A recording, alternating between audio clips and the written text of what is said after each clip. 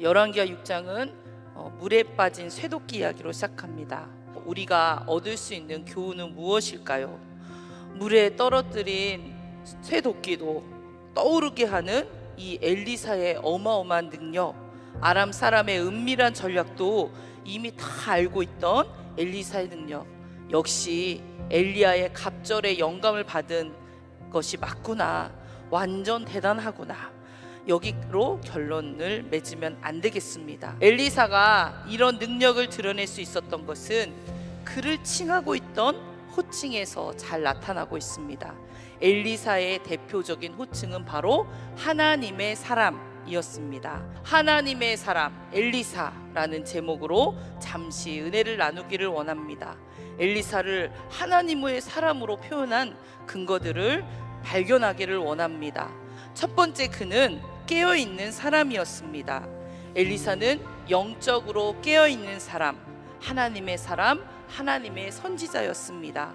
아람과 이스라엘과 전쟁을 할 때 하나님의 사람 엘리사를 통하여서 하나님께서 이스라엘을 지키시고 보호해 주셨다는 것을 우리는 알 수 있습니다. 위험을 미리 감지하고 대비하게 하는 영적인 리더로서의 사명을 온전히 감당했던 하나님의 사람이었습니다.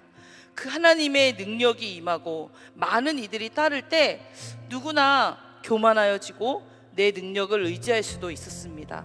그런데 엘리사는 여전히 맑고 깨끗한 영성과 그런 믿음을 가지고 있었습니다.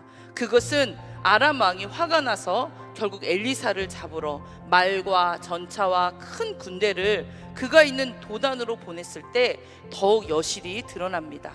우리를 위해 싸우는 하나님의 군대를 믿음으로 의식할 수 있는 영적인 감각이 그를 지배했고, 그러기에 담대할 수 있었습니다. 믿음으로 깨어 담대해지는 우리 모두가 되기를 소원합니다. 두 번째, 그는 기도하는 사람이었습니다.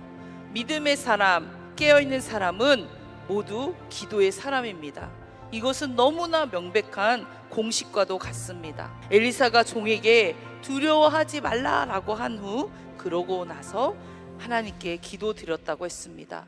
그의 기도에 두려워하던 사환에게 영안이 떠졌습니다. 그리고 우리 하나님의 아들 독생자이신 예수님께서도 기도를 쉬지 않으셨습니다. 기도하는 한 사람이 바로 하나님의 사람입니다. 그 기도하는 한 사람만 있으면 가정도 지켜낼 수 있고요, 공동체와 교회, 나라, 이 세상을 지켜낼 수 있는 믿음으로 발현되는 줄 믿으시기 바랍니다. 세 번째, 그는 살리는 사람이었습니다. 악으로 악을 갚는 것이 아니라 선으로 악을 갚는 사람이었습니다. 엘리사는 오직 하나님의 방법으로 싸웠고 또 하나님의 은혜를 저들에게 베풀었습니다.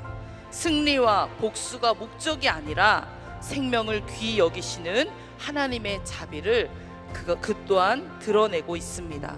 하나님의 사람 엘리사는 대단한 능력이 있는 사람이었지요. 그러나 그의 능력은 철저히 하나님의 사람으로서 하나님께 붙들려서 하나님의 뜻을 위하여 쓰임 받았습니다. 바라기는 우리 모두 엘리사의 믿음을 본받고 영적인 감각을 회복하여서 기도로 내가 거하는 모든 지경을 살려내는 하나님의 사람들이 되시기를 주님의 이름으로 축복합니다.